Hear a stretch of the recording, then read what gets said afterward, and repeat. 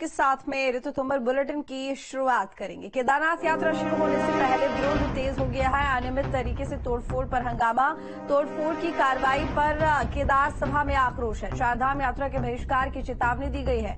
मुख्यमंत्री को ज्ञापन भेजकर नाराजगी भी जताई गई है। तो केदारनाथ धाम में भवनों की अनियमित तरीके से तोड़फोड़ की कार्यवाही से केदार सभा में आक्रोश बना हुआ है और इस बाबत उन्होंने मुख्यमंत्री को ज्ञापन भेजकर अपनी आगामी 10 मई से शुरू होने वाली यात्रा का संपूर्ण बहिष्कार की चेतावनी दे दी है। बहिष्कार के तहत यात्रा मार्ग पर सभी व्यापारिक प्रतिष्ठान, भवन, विश्राम गृह सभी बंद रखे जाएंगे। दरअसल केदारनाथ धाम में तीसरे चरण के पुनर्निर्माण कार्य चल रहे हैं और निर्माण के तहत पुराने भवनों को तोड़कर नए भवनों का निर्माण होना है, लेकिन ये कार्य तीर्थ पुरोहित समाज एवं हक हकूकधारियों के राय मशवरे के बिना हो रहे हैं। ऐसे में जिस कारण केदार सभा में आक्रोश बना हुआ है और केदार सभा की बैठक में शासन प्रशासन की इस कार्यवाही का विरोध किया गया है। बैठक में केदार सभा के पदाधिकारियों ने कहा कि इसका पुरजोर विरोध किया जाएगा। श्री केदारनाथ धाम से सूचना मिली है कि हमारे कुछ लोगों के भवनों पे प्रशासन द्वारा जबरदस्ती भवनों के आगे से पूरा खुदाई की गई है और बिना भवन स्वामियों की अनुमति उनको नोटिस दिए हुए कुछ टीन शेड वगैरह उन्होंने वहाँ तोड़फोड़ की है। ये बिल्कुल भी गलत है और अपने हमारे बही खाते वगैरह थे, अपना किचन का सामान था, क्योंकि बहुत नुकसान पहुंचाया है, जो कि आज हमारे लोगों ने अपनी प्राथमिकी दर्ज करवाई है और केदार सभा पूर्ण रूप से शासन प्रशासन का विरोध करेगी। तो बता दें आपको कि केदारनाथ धाम में भवनों की अनियमित तरीके से तोड़फोड़ की कार्यवाही से केदार सभा में आक्रोश है और इसी वजह से उन्होंने मुख्यमंत्री को ज्ञापन भी भेजा है और 10 मई से शुरू होने वाली यात्रा का संपूर्ण बहिष्कार करने की चेतावनी तक दे दी गई है। बहिष्कार के तहत यात्रा मार्ग पर सभी व्यापारिक प्रतिष्ठान, भवन, विश्राम गृह सभी बंद रखे जाएंगे और केदारनाथ धाम में तीसरे चरण के पुनर्निर्माण कार्य चल रहे हैं। बता दें कि निर्माण के तहत पुराने भवनों को तोड़कर नए भवनों का निर्माण होना है, लेकिन ये कार्य तीर्थ पुरोहित समाज एवं हक हकूकधारियों के राय मशवरे के बिना हो रहे हैं, जिस वजह से केदार सभा में आक्रोश बना हुआ है। ऐसे में केदार सभा की बैठक में प्रशासन शासन की इस कार्यवाही का विरोध किया गया है। बैठक में केदार सभा के पदाधिकारियों ने कहा कि इसका पुरजोर विरोध किया जाएगा। अजीत सिंह राठी हमारे साथ में जुड़े हुए हैं ज्यादा जानकारी के साथ लाइव। अजीत, देखिए केदारनाथ के पुनर्निर्माण कार्य को लेकर विरोध देखा जा रहा है। इसके साथ ही केदार सभा ने चेतावनी तक दे दी है कि अगर उनकी बात नहीं सुनी जाती है तो फिर जो ये यात्रा है इसका बहिष्कार कर लिया जाएगा। ये जो पूरा मामला है आखिर है क्या? और जिस तरीके से ये आरोप लगाया गया है कि भवनों को तोड़ा जा रहा है बिना किसी बातचीत के, यानी कि जो वो लोग हैं जो कि भवन स्वामी हैं उनसे बातचीत नहीं की गई सरकार की तरफ से, प्रशासन की तरफ से? नहीं, देखिए ये केदारनाथ मास्टर प्लान का हिस्सा है और मैं थोड़ा सा स्पष्ट कर देता हूं। तो चूंकि केदारनाथ मास्टर प्लान में वहां पर कुछ पुराने भवन तोड़े जाने थे, जिनके सापेक्ष जो भवन स्वामी थे या दुकानदार थे उनको मुआवजा दिया जाना था या दूसरी जगह उनको कोई प्रतिष्ठान दिया जाना था। और ये चूंकि मास्टर प्लान के तहत है, भारत सरकार से मंजूर है, केंद्र सरकार से, और इसी तरह का मास्टर प्लान कल पिछले साल आपने देखा होगा बद्रीनाथ में भी यही हुआ था। चीजें अपनी गति से बिल्कुल वैधानिक तौर पर प्रशासन की तरफ से ठीक चल रही है, लेकिन टाइमिंग बहुत गलत है।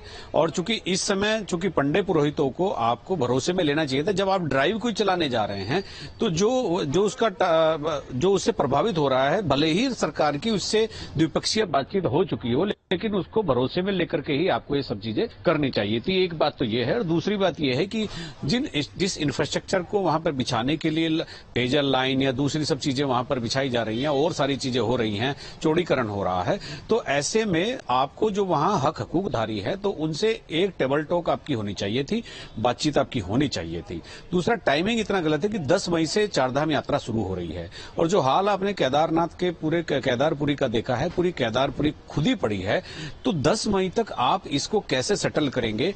और अगर नहीं करते तो जो देश भर से यात्री 10 मई से आना शुरू होगा तो वो स्टेट के प्रति किस तरह का इंप्रेशन लेकर के जाएगा? काम वैधानिक तौर पर वो ठीक है, लेकिन टाइमिंग बेहद गलत है। चूंकि 15 दिन, आज 25 तारीख हो गई है, 15 दिन केवल मात्र चारधाम यात्रा शुरू होने के बचे हैं। एक तो लोगों से संवाद नहीं होना और दूसरा गलत टाइमिंग पर काम शुरू होना। ये दो चीजें प्रशासन के लिए एक बहुत ही बड़ा सिरदर्द बन गई है। कल से जब सारी चीजें फैलनी शुरू, पंडित पंडे पुरोहित भड़क उठे। अब ऑब्वियसली बात है कि जिसको मुआवजा मिलता है या एक्सचेंज करके कोई दूसरी प्रॉपर्टी सरकार देती है, तो हर व्यक्ति ये चाहता है अगर उसकी जमीन या दुकान एक्वायर हो रही है तो उसको ज्यादा मुआवजा मिले। बहुत सारी ऐसी चीजें होती हैं, आप जानते हैं एक्वायर जब होता है, एक्विजिशन होता है, ऐसी सब तमाम चीजें होती हैं। उनका तमाम चीजों का सोल्यूशन पहले टेबल टॉक पे हो जाना चाहिए था, एक संवाद कायम हो जाना चाहिए था।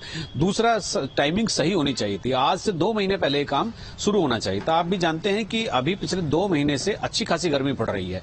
ऐसा नहीं है कि 2 महीने पहले वहां काम नहीं चल रहा था, ऐसा नहीं है कि ऑफ सीजन में जब यात्रा ऑफ थी तब वहां काम नहीं हो रहा था, वहां हमेशा काम चलते रहते हैं।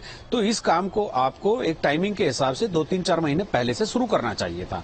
अब वहां इतनी बदइंतजामी हो गई है, जो एक GMVN का एक टेंट कॉलोनी थी वो वहां से हटाकर 2 किलोमीटर रुद्र पॉइंट पर भेज दी गई है। जब लोग केदारनाथ जाते हैं और रात में रुकते हैं तो उनका मन ये होता है कि केदारनाथ मंदिर के आसपास यानी 500 मीटर के दायरे में रुककर देखा जाए। रात में जो एक आध्यात्म की अनुभूति मंदिर के पास होती है, आसपास की जगह होती है, वो कहीं दूसरी जगह नहीं होती। 2.5 किलोमीटर अगर आप दूर चले जाएंगे तो रात में आपके वहां रुकने का कोई मतलब नहीं होगा। लोग गौरीकुंड प्रीफर करेंगे, गुप्तकाशी प्रीफर करेंगे। दूसरा, जो टेंट कॉलोनी है वो रुद्र पॉइंट के पास आएगी। तीसरा, जो बाकी जो लोकल लोग वहां पर टेंट कॉलोनी लगाते हैं तो उनको लेकर के भी एक इशू नई तरह का आ रहा है कि वो टेंट कॉलोनी लगाएंगे तो किस तरह की नियम और शर्तें होगी। तो ये सारी चीजें इतनी कॉम्प्लिकेटेड वहां हो गई है कि ड्राइव सही होते हुए भी टाइमिंग गलत होने से वो सही काम भी गलत हो गया। जी बिल्कुल अजीत, आप क्योंकि देखिए इस तरह के प्रदर्शन के बाद में, विरोध के बाद में अब प्रशासन की तरफ से क्या कोई कदम उठाया गया है या किसी तरह की कोई बातचीत की कोशिश, क्या प्रतिक्रिया? देखिए, अभी तक प्रशासन या सरकार की तरफ से कोई इस तरह का कोई अपडेट नहीं है कि पंडे पुरोहित जो हैं और जो हकूकदारी हैं उन्होंने एक ऐलान किया है कि केदारपुरी से और गौरीकुंड तक तमाम दुकानें और व्यापारिक प्रतिष्ठान भी बंद रहेंगे। अगर ये गौरीकुंड से ऊपर तक व्यापारिक प्रतिष्ठान बंद रहेंगे, फिर अगर मान लिया इसका प्रभाव दूसरे व्यवसाय पर भी पड़ने लगा और दुकानें खुली नहीं रहेंगी, यात्रा थोड़ी सूखी सूखी लगेगी, यात्रा का जो एक प्राकृतिक स्वरूप होता है वो थोड़ा सा बिगड़ेगा, चहल पहल थोड़ी कम होगी, रास्ते में पानी की दुकान, चाय की दुकान, ये सब होनी चाहिए। जो पैदल यात्री जाते हैं उनके लिए बड़ी एक समस्या होती है।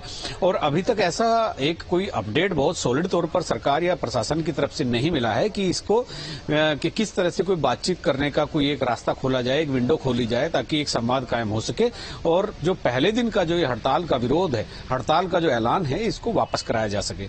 तो अभी तक तो इसमें इस तरह की कोई अपडेट नहीं मिल रही है। चलिए ठीक है अजीत, बहुत शुक्रिया आपका तमाम जानकारी के लिए। नजर बनाए रखिएगा। आगे बढ़ेंगे। 4 धाम और हेमकुंड साहिब की यात्रा के लिए मंगलवार को 74,503 श्रद्धालुओं ने रजिस्ट्रेशन कराया है। चारों धामों और हेमकुंड साहिब के लिए अब तक 14 लाख से ज्यादा तीर्थयात्री रजिस्ट्रेशन करा चुके हैं। केदारनाथ धाम के लिए सबसे ज्यादा और हेमकुंड साहिब के लिए सबसे कम पंजीकरण हो रहे हैं।